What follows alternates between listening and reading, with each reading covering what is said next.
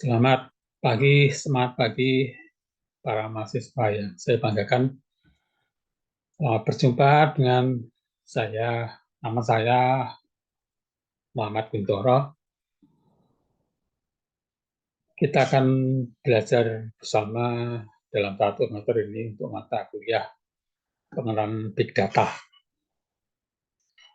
Mata kuliah ini merupakan mata kuliah dasar tentang Big Data dan nanti akan banyak kelanjutan. Sehingga pengetahuan itu mendasari kalian untuk nanti belajar tentang Big Data. Nah, pada kesempatan ini, pada pertemuan perdana ini,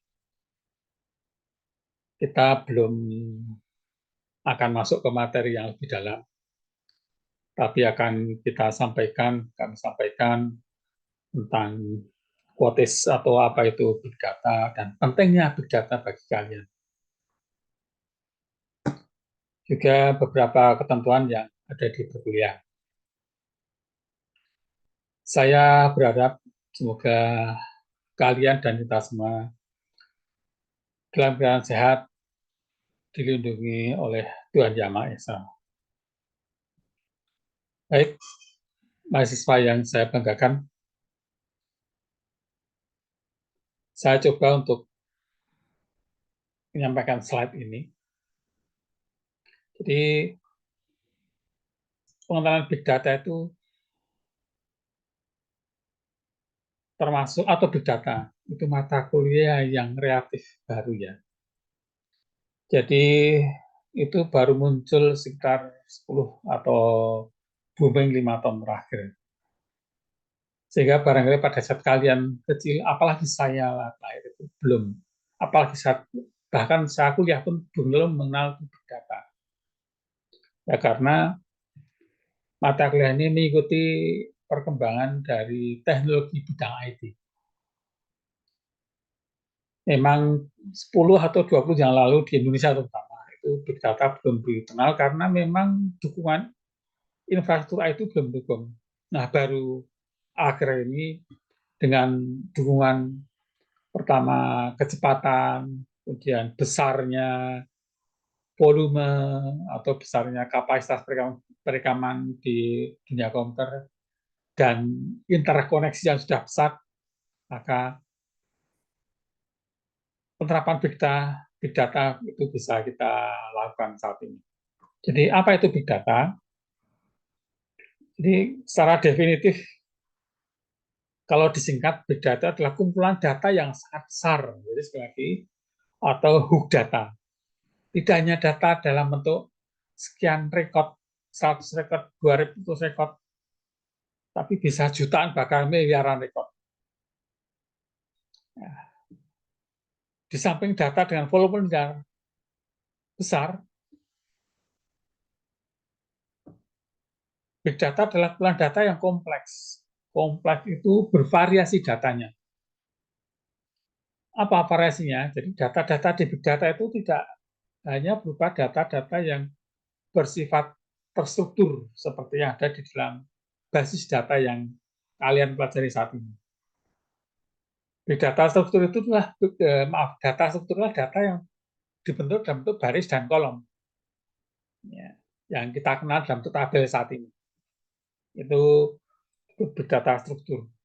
Tapi big data itu juga kompleks karena menyangkut data-data yang bersifat unstructured, di mana data-data itu formatnya bebas, ukurannya seperti teks, gambar, suara, simbol,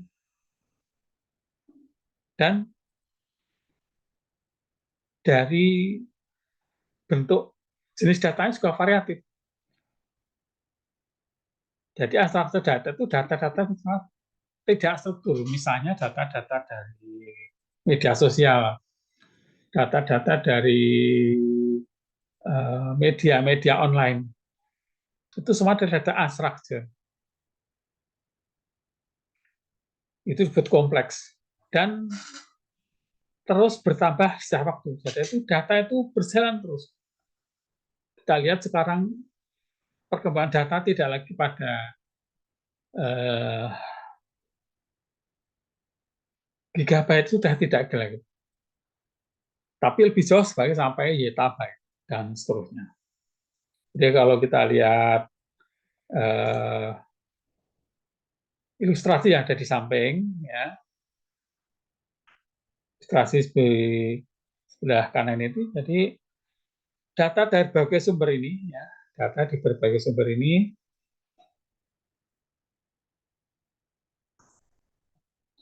data dari berbagai sumber dengan berbagai teknologi, berbagai cara, dari berbagai daerah, bahkan berbagai wilayah, bahkan tidak harus bahkan di luar angkasa, di dalam bumi dan sebagainya, ditampung dalam sistem komputer. Jadi dan data itu bergerak sekali lagi dengan sangat cepat, cepat luar biasa. Nah, pertanyaan adalah mengapa sih kita perlu belajar big data? Bagi mahasiswa, keahlian big data itu sangat dicari oleh perusahaan dan industri saat ini.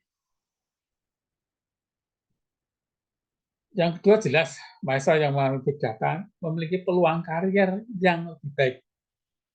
Ya, peluang lebih baik. Jadi kalau kita lihat barangkali secara nasional, ya, di media massa itu istilah big data itu demikian oleh salah satu tokoh pemerintah, ya, atau pemerintah beberapa tahun yang lalu yang mengatakan bahwa masyarakat Indonesia mayoritas mendukung ini, mendukung apa istilahnya kegiatan politik seperti ini berdasarkan big data. Itu big data yang dipublish secara masif oleh media massa. Nah, secara konteks sekarang, apa penggunaan big data kita lihat? Big data banyak digunakan dalam dunia politik, misalnya untuk pemilihan presiden. Jadi, kalau ada orang mengatakan bahwa siapa presiden terpilih, itu bisa diketahui sebelum coblosan. Ya.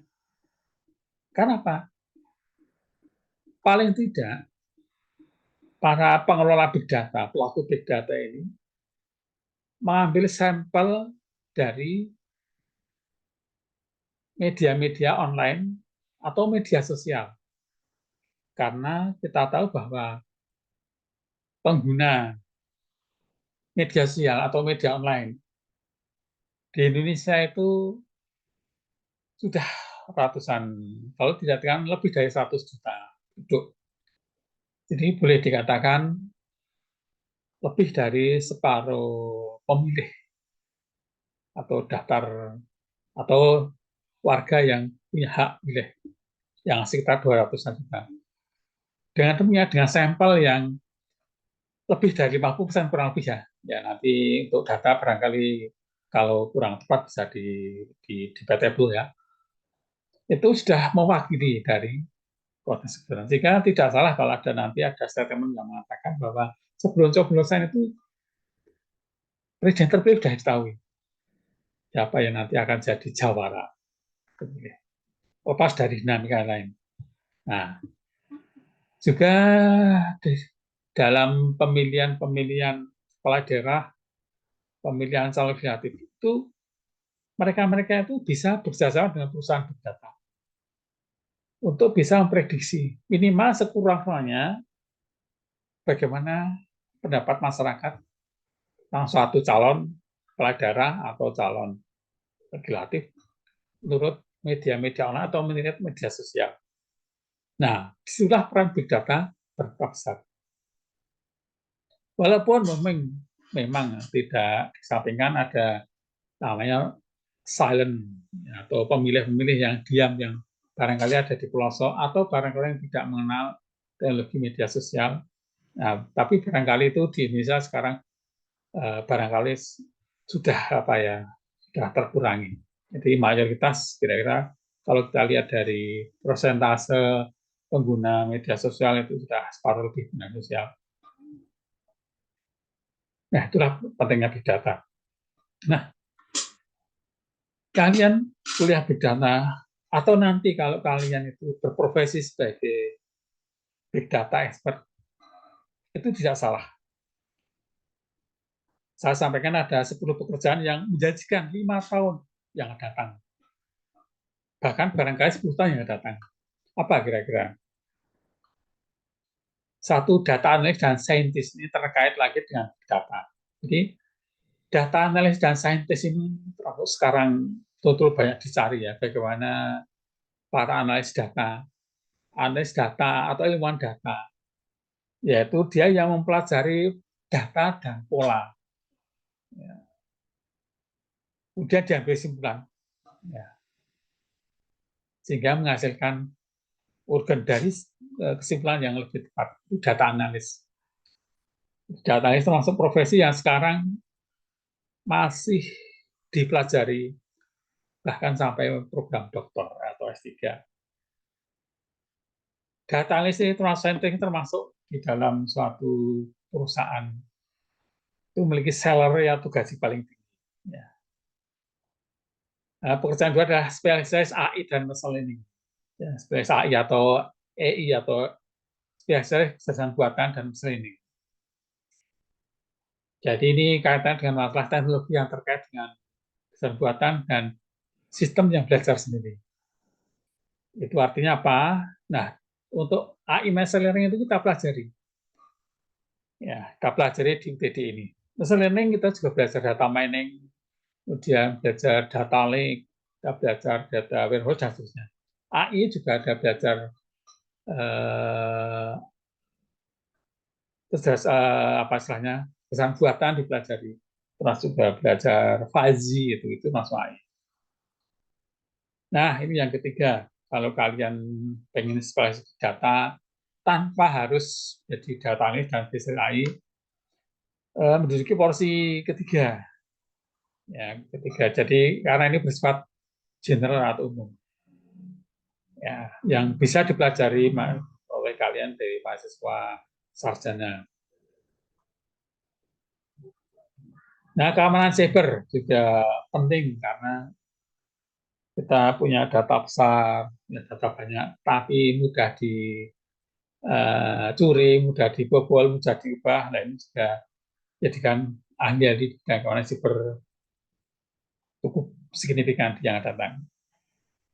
Dan spesialis cloud computing, yaitu mereka-mereka yang punya keahlian dalam bidang bagaimana mengelola data. Itu ada di sistem cloud, di sistem jaringan, tidak lagi di lokal. Ya. Karena zaman sekarang eh, sungguh sangat komputer-komputer lokal itu masih kurang andal ya. Jadi kurang andal dalam bidang misalnya kalau suatu saat rusak, listrik mati dan banyak hal data hilang. Tapi kalau disimpan di cloud ya nanti insya Allah bisa lebih aman. Seperti yang sering kita dengar di pemilu 2024 kali ini bahwa di Sirekap, sistem rekap itu pemilu itu disimpan di cloud. Nah, itu spesialis cloud ini juga dipentingkan. Jadi data tidak lagi disimpan di hard disk kita, apalagi flash disk. Ya, kalau flash disk hilang semua.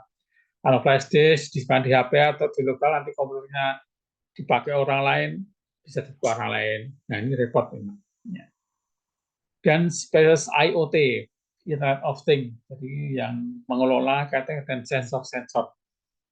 Bisa sensor gambar, misalnya CCTV, bisa sensor suhu, sensor suara, sensor udara. Ya, ini juga uh, profesi yang banyak digunakan di masa yang datang. Karena salah satu sumber data dari big data adalah dari IoT. Spesialis e-commerce, jadi kita lihat bahwa toko-toko fisik sekarang sudah sangat tergerus oleh toko-toko yang dibuat online, sehingga dibutuhkan orang-orang ahli dalam bidang ini. Nah, ini spesialis pengembangan aplikasi mobile. Mobile developer ini masih tetap banyak diminati ya. Sehingga ke depan mobile itu ya kalian yang punya kemampuan dalam itu silahkan ya, punya spesialis di dalam aplikasi mobile. Ya, jadi inilah spesialis yang barangkali nanti bisa Anda geluti ke depan. Tinggal Anda milih fintech spesialis, jadi spesialis dalam bidang finansial, teknologi finansial, yang kaitan dengan finansial, yaitu apa ya, ya teknologi finansial, fintech. Seperti zaman sekarang uang tidak lagi dalam bentuk uang fisik, tapi uang dalam bentuk virtual atau uang digital.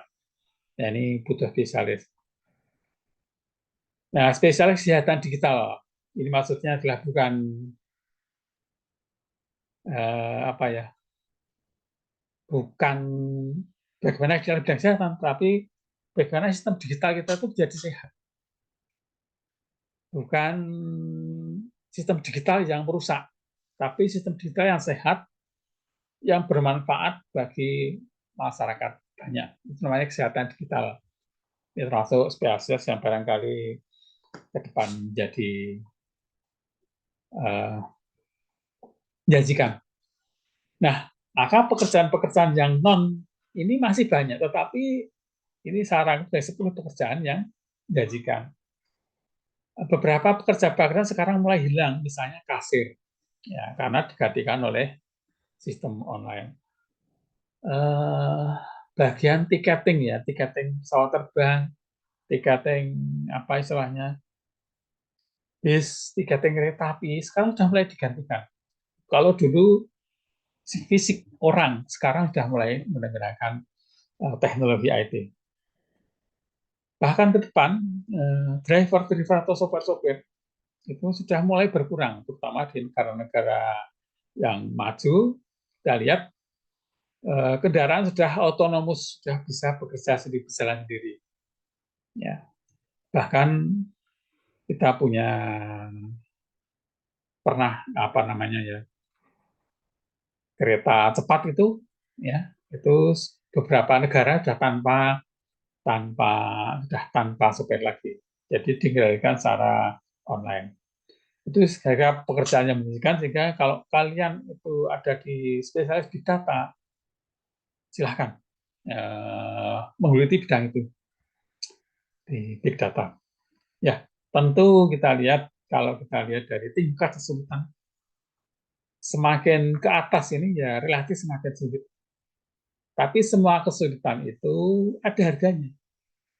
Semakin tinggi kesulitan yang Anda hadapi, itu tentu salary atau penghasilan semakin tinggi. Anda semakin dibutuhkan. Jadi saya berpesan pada kalian semua, terutama bidang IT, tidak ada pekerjaan bidang IT yang mudah. Tapi justru kesulitan ini juga, kesulitan itu akan membawa dampak baik bagi kalian. Bayangkan kalau nanti kalian sebagai programmer, kalian sebagai pengembang aplikasi, kalian sebagai keamanan, sebagai seterusnya, itu mudah.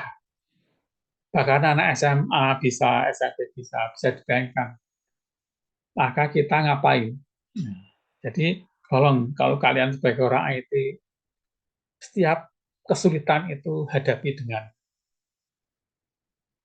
sportif, hadapi dengan semangat tinggi. Karena dengan sulit itulah Anda akan dihargai.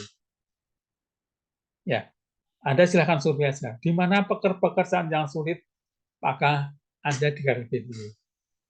Di mana pekerjaan yang tidak banyak orang mampu, maka Anda akan dihargai tinggi dan lebih banyak dicari. Ya, jadi itulah cara kita di dalam IT itu tidak mudah utara, harus tetap semangat. Oke, itu kaitan dengan data ya, dan pekerjaan yang diberikan. Saya akan sampaikan tentang kuliah Big Data itu apa sih, informasi secara umum tanpa perkuliahan ya. Nah, jadi kuliah ini sifatnya teoritis ya, tapi nanti di dalam praktek, di dalam kuliah ini akan saya siapkan praktek langsung. Ya, atau yang sering kita campur dengan teknologi Big Data, agar ya menghindari kebosanan, yang kedua lebih mudah memahami. Karena kalau teoritis barangkali kalian ambil ilmu di ChatGPT itu sudah ada ya, atau di Gemini, Google.com, atau di AI yang lain. Tapi nanti kita langsung praktek untuk beberapa pertemuan, sehingga nanti kita wajibkan nanti mahasiswa menggunakan laptop, walaupun mungkin barangkali tidak satu orang, kita buat per kelompok. Kuliah ini bobotnya 2 SKS sehingga dilaksanakan dalam 100 menit pertemuan, setiap pertemuan. Nah, kuliah dilaksanakan dalam 4 kali pertemuan dengan 2 kali ujian, UTS dan UAS. Nah, metode kuliah atau pembelajaran kita nanti tetap konvensional, tetap muka, tapi akan tetapi karena suatu hal bukan sesuai ya, salah ketik ya, ada tipe ya, yang tidak dapat memungkinkan karena tatap muka, misalnya saya ada tugas lain keluar kota atau kondisi kesehatan yang tidak memungkinkan, maka akan kita laksanakan secara online. Online itu bisa sinkron online atau live ya, seperti saat ini saya menggunakan media yang online, misalnya Gmeet, terutama nanti kita menggunakan Gmeet ya, walaupun tidak kita menggunakan Zoom atau yang lain. Atau asinkron.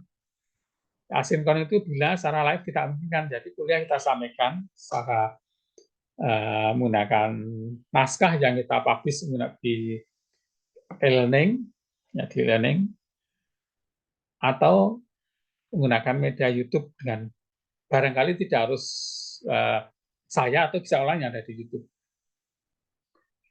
Dan berikutnya, media distribusi materi, tugas, latihan, diskusi, bahkan presensi, dan ujian, semua menggunakan ELUTB atau e-learning.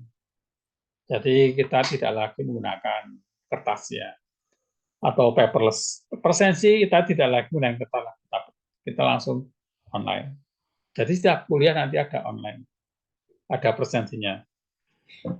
Dari tugas latihan sampai ujian, itu semua adalah full online.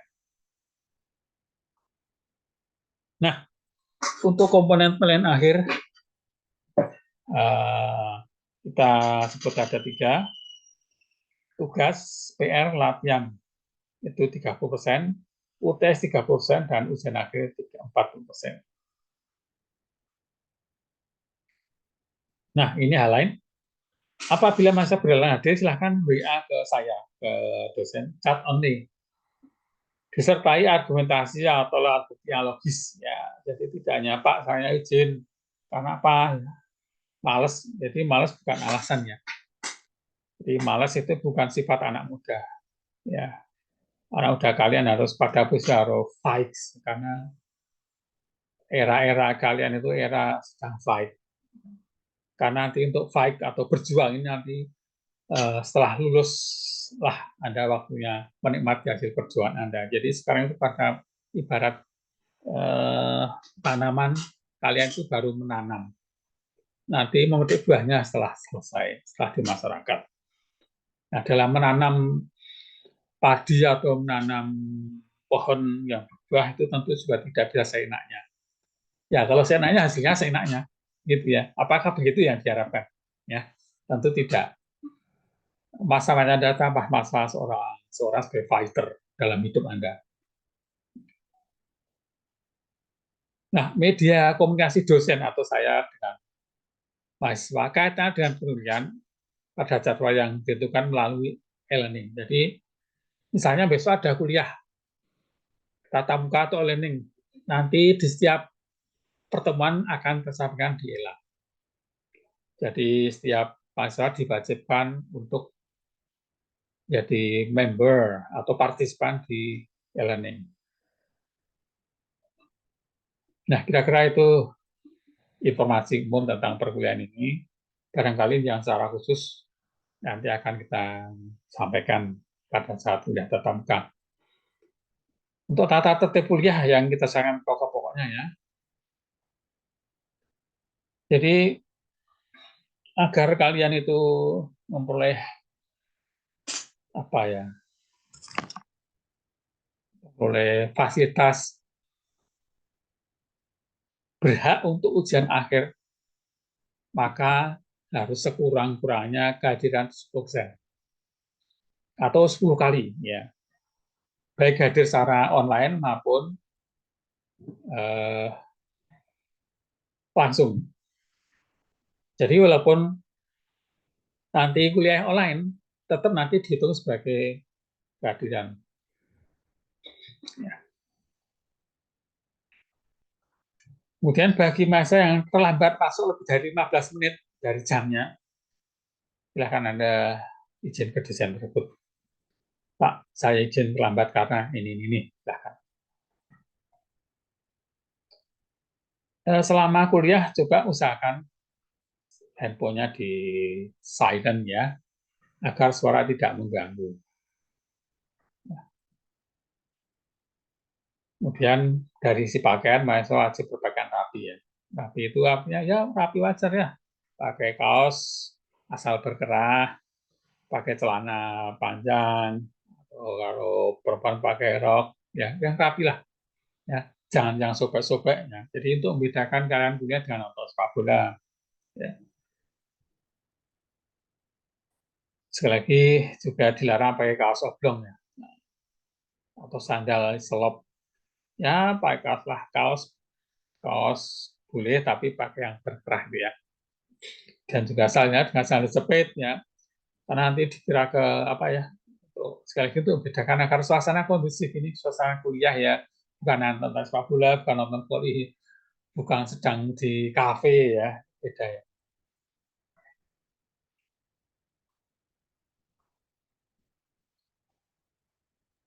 Jadi saya kira demikian. Terima kasih atas partisipannya, terima kasih atas semangatnya. Nanti insya Allah beberapa ke depan kita akan berjumpa secara fisik. Jadi demikian yang kita sampaikan. Semoga bermanfaat. Tetap semangat. Ya, assalamualaikum warahmatullahi wabarakatuh.